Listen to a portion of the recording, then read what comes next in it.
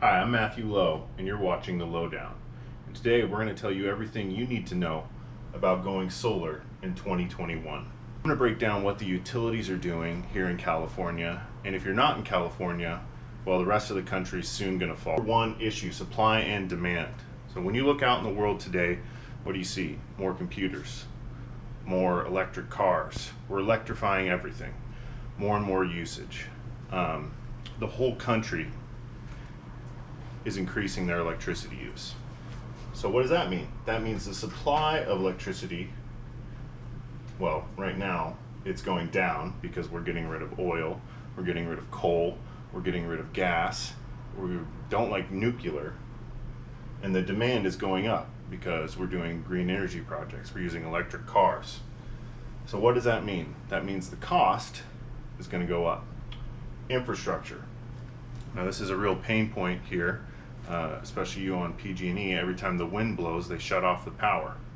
Okay, they haven't maintained the lines, they haven't cleared the trees off, they haven't replaced these massive poles and the wires, and basically it's in disarray and decay. So we have more people using more power with more stuff that takes more electricity on old infrastructure. That's a recipe for disaster. And on top of that, Senate Bill 100. Now, if you guys don't know what that is, I want you to Google it right now. So we're phasing out fossil fuels. We have to go 100% renewable by 2045. Well, what does that mean? That means solar and wind. Now, those are not cheap things to implement now. So OPGS, what does that mean? Other people going solar. When you look around in every town, every city out in the country, you can see stuff like this. This is my beautiful solar ground mount. Okay, you're going to see solar on roofs more and more every day. Hundreds of systems are being installed, and what that means is every time one of those people goes solar, PG&E loses another customer. So it's kind of like being the last person on the sinking ship of the Titanic. Would you want to be the one up there handing the life vests as the rest of the people get onto the ship? Or would you like to be one of the ones safely on the ship before it sinks? So what we have here is a recipe for disaster. Combine that with things like fire, increasing population, more expensive imports of oil and things from other countries, and your utility bills are going to go up and up and up. So why should you go solar? Well, solar takes all of that and puts you in control. You become your own power provider. You become your own source right at your own location. Here's what I want you to think about.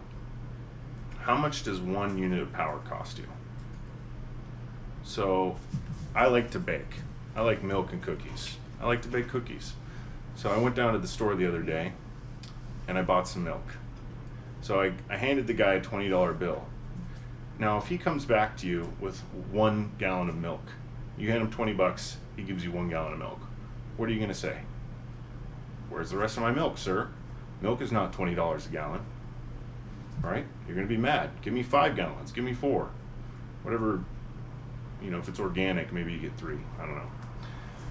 But if you give him a 20 and he gives you 20 gallons of milk, what are you going to say? What's wrong with this milk, right?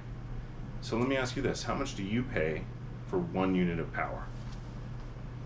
Think about it. You don't know how much 1 unit of power costs. Maybe your bills have stayed pretty much the same over the last decade.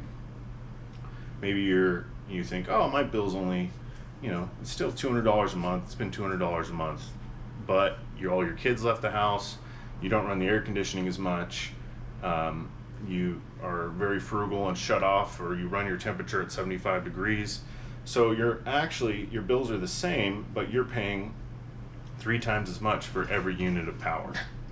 We have seen the cost per unit of power skyrocket in this state. And things like what's going on over in Texas with these storms, that revealed a lot of the shenanigans over there. Other states are going to follow suit. If they're raising the rate here on us, putting off all these bills on us. You know, other utility companies are gonna be like, man, they're getting away with that over there in California. Maybe we can charge our customers. What's important is taking control of your own power production and basically taking back control of your own life. I mean, when we break down how much you're going to spend on the power and the rate of inflation over the next 25 years, it's going to shock you. I mean, it's enough to put both your kids through college. So you're going to be paying amount of money to put 2 kids through college to some utility company who mistreats their customers and their employees, burns down cities from their terrible infrastructure, shuts off the power every time the wind blows. Okay?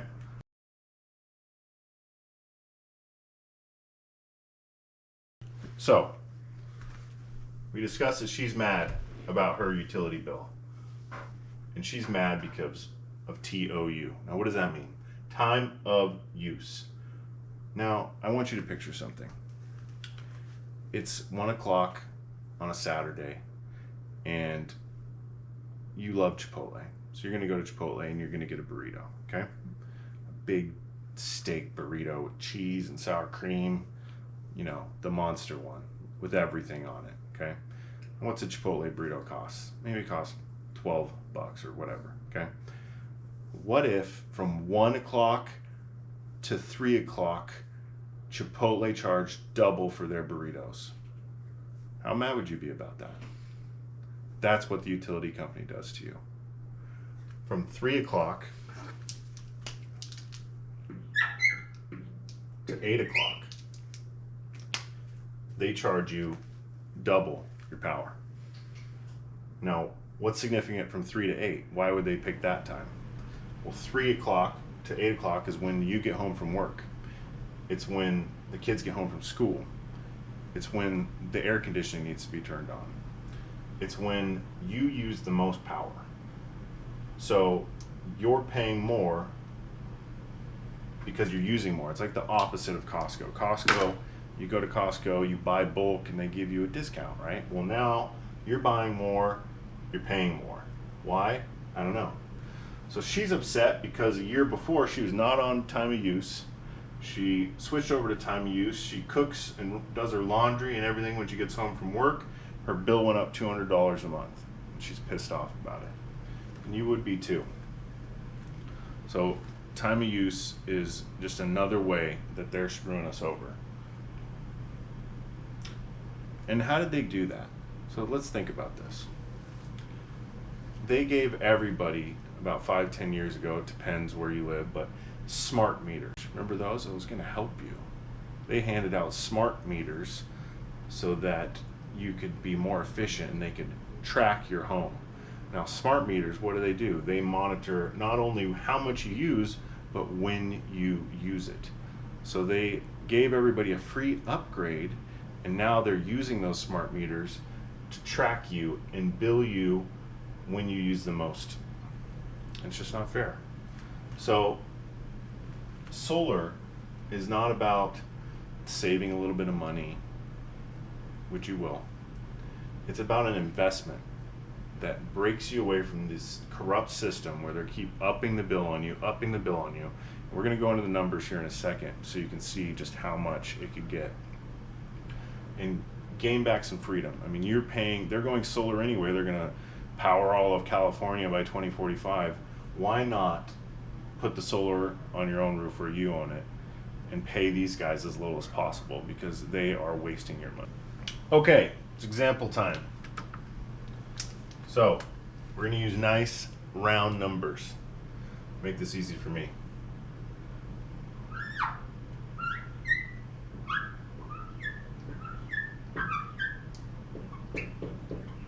$10,000 kilowatt hours a year. Let's say you live in a home over here, okay?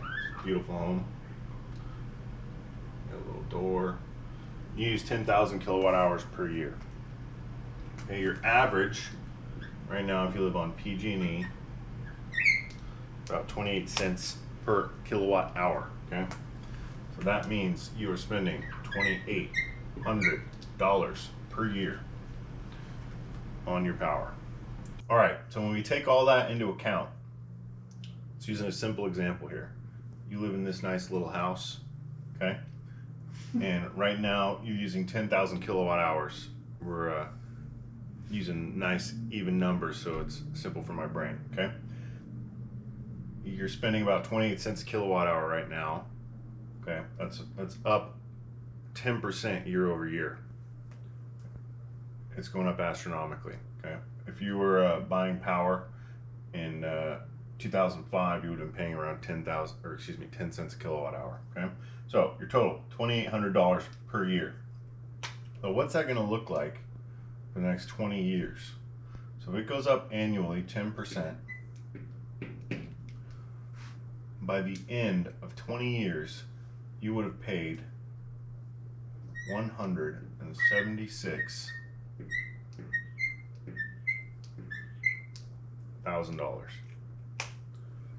Okay?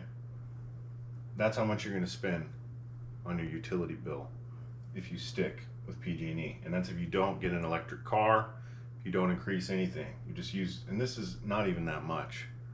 This is less than what your average house uses, okay?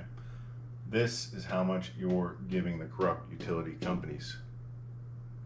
What could you do with $176,000? Now, compare that to your average solar cost for a home.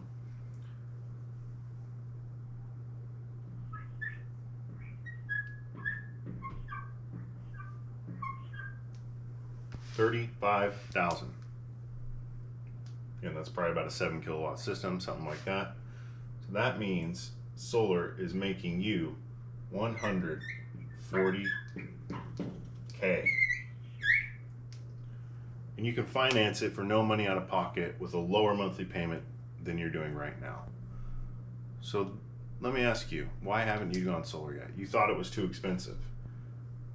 It's making you $140,000. How is that too expensive? Financing's easy. There's lots of great install companies. You just haven't done the math and you haven't realized how much these utility companies are screwing you over. So if you want to save $140,000, you should look into converting your home to solar. Okay, so we talked about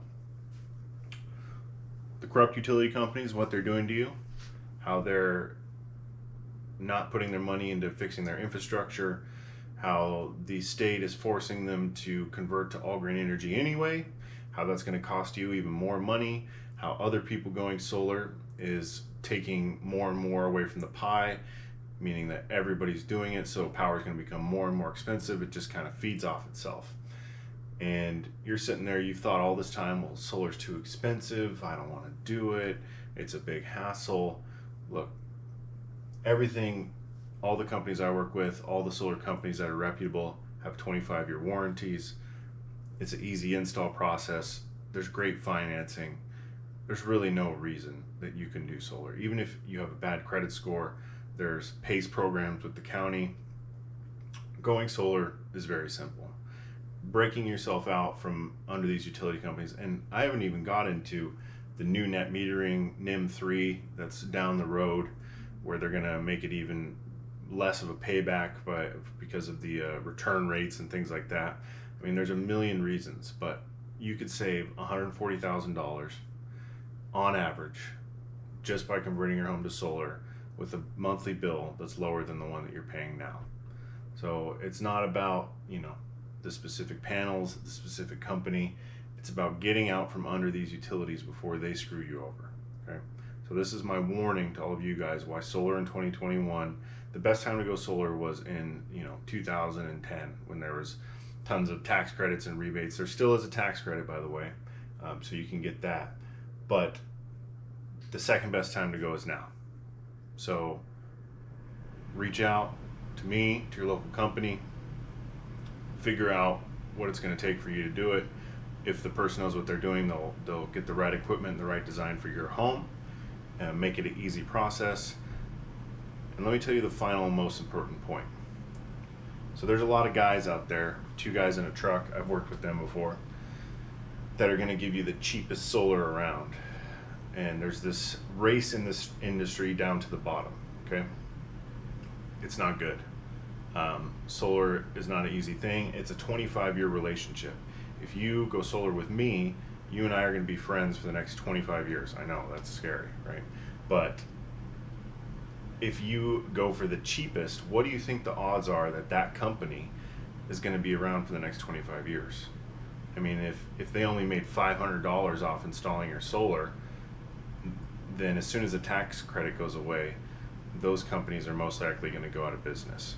So for this solar to make you that $140,000, it's important that it works for the next 20 to 25 years.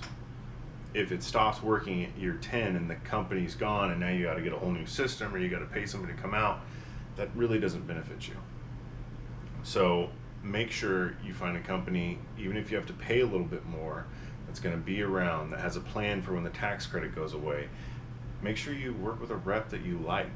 I mean, if you call me, I have people that call me to this day with problems from their system from years ago, and I help them out because I'm invested in all of my customers. So the most important thing is the company and the rep. Focus less on the panels and the doodads and the widgets, okay? I mean, if I stick a toaster on your roof and it makes enough power to offset your power bill, do you really care as long as it works? So stop focusing on the nitty-gritty. Kick people out of your house if they're trying to sell you the latest and greatest 5,000% efficiency panel for, you know, astronomical amounts of money. Focus on tier 1 products, the good stuff that all the good companies carry. It's all pretty much the same. Get somebody that you know is going to be in business, has a good long-term business plan, and somebody that you know, like, and trust. And you'll be happy that you did. Thanks for watching The Lowdown. Give me a thumbs up and a like and a subscribe if you like videos where I go into depth. I'm going to do them on many different topics, ranging from energy efficiency, off-grid construction, everything. Okay? So give me a thumbs up, and hope to see you in the future.